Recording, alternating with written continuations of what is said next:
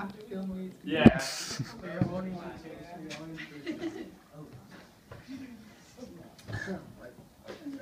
Let's get all camera angles here. Piece of paper note card, man. Everyone should be filming this.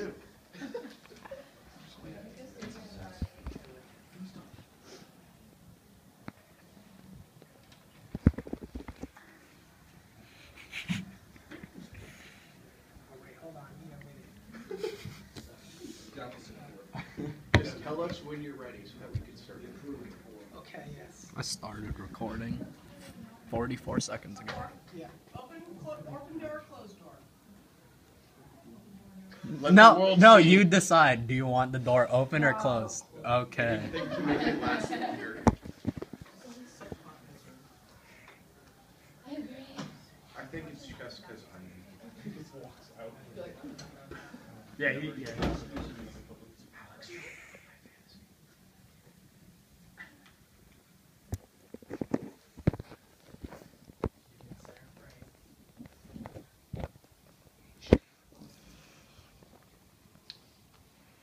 Yes, okay. To start off, let me tell you a story. So, years ago, I had a friend named Nick Mercer. Now, Nick Mercer wasn't the average teenage kid down the block. He was different. In addition to doing sports and doing well in school, he was a white-collar criminal. As if you don't know, a white-collar crime is when an individual or a group of individuals use illegal methods to obtain monetary benefit or simply just get money. Now, Nick was very talented in money laundering, fraud, and especially cybercrime via the internet. He would run schemes where people would have to purchase stuff off his website and he would launder money from them. Using this technique, one time he was able to launder $6,380 from citizens in Thailand and evade taxes. To continue furthermore, he continued with his practices and he was sued in federal court by law firm Brooks Cushman at the age of 16 for money laundering and tax evasion. Now you may not believe it, but when he went to trial, he actually won. That means that he wasn't guilty. Like he was deemed innocent. So I'm here to talk about white-collar crime today, with the three elements. So all of white-collar crimes, they follow Nick Mercer's story. There's basically a criminal who's trying to undermine the position of a moral person, someone with good intentions, and there are usually three elements to a typical white-collar crime. Those are incentive, opportunity, and skill. First and foremost, incentive is varied for different white-collar crimes. For Nick, the incentive was to fund his education, to go to Princeton University. He wanted to be an engineer. But it doesn't have to be about personal benefits. It could be about something else. You can launder money for someone else, or you can do it for your stature, or you can do it for loyalty, any of the sort. White-collar crime is prominent in highly capitalistic countries such as the United States, Britain, Japan. White-collar crime is appealing because it's relatively easy to commit, and it's hard to get caught sometimes because there aren't clear boundaries. It's a low risk, and high reward because people are usually worried about blue-collar crime, which is collateral damage, physical damage, such as You have rape, assault, and battery, something like that.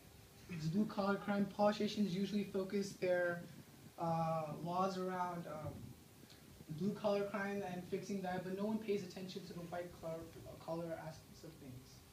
So that's why it's appealing to a lot of people. Second is that opportunity. In addition to requiring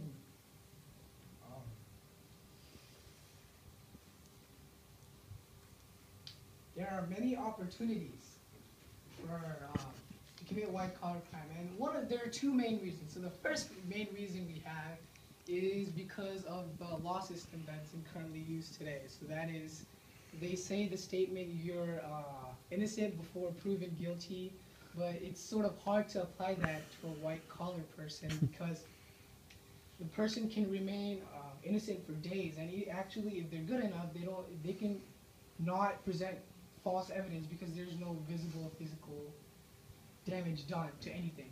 There's no property damage. You can't see it. Like, it's on a balance sheet. You would have to understand balance sheets in order to see crime being committed.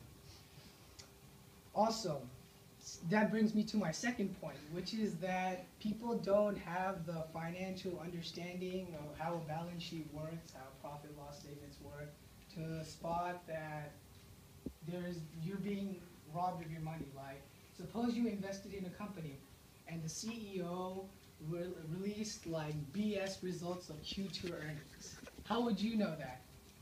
Why, if you're investing in this company, how do you know it's not a Ponzi scheme or it's an embezzlement net? So that's an opportunity where a lot of people see to exploit weakened people that are innocent. And it's not just financial people who do this. There's also other professions, such as lawyers. Lawyers can embezzle money from their clients. Doctors can start illegal trusts. Engineers can make new products and make a monopoly, which is also illegal. And the third ingredient of the element is skill. Takes skill to be a good white-collar criminal, not just a bad one. So it's called white-collar criminal because it was usually, by history, it was related to people who were of high stature, high noble birth, because they were the ones educated. They're usually highly trained masterminds, what they do.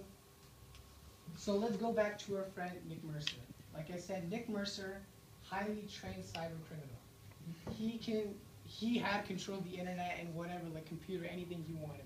So I was skeptical of Nick Mercer. I thought that Nick was, average dude and he just trolled on the internet, which is not true. So then I challenged him. I said to Nick, how are you doing this? I'm pretty sure you're being lucky. You don't have that much skill. And he's like, okay, fine. So then he logs onto his Facebook, and he's, okay, so choose 10 people from this list. All right, so person A, B, C, D, C, okay. So I chose the number of people. I chose the number of people, and he's like, okay, so in the next week, I'll give you their Facebook passwords and usernames. So 5 days later, I receive an anonymous call, text on my phone, listing all these people's correct usernames and passwords. And then I call Nick, I'm like, Nick, how did you do that? It's like, dude, Facebook cracking was like 5th grade. Now I con people of their money. See, when you have such highly trained individuals, it can be you can be in a difficult position to catch these elusive criminals because they have such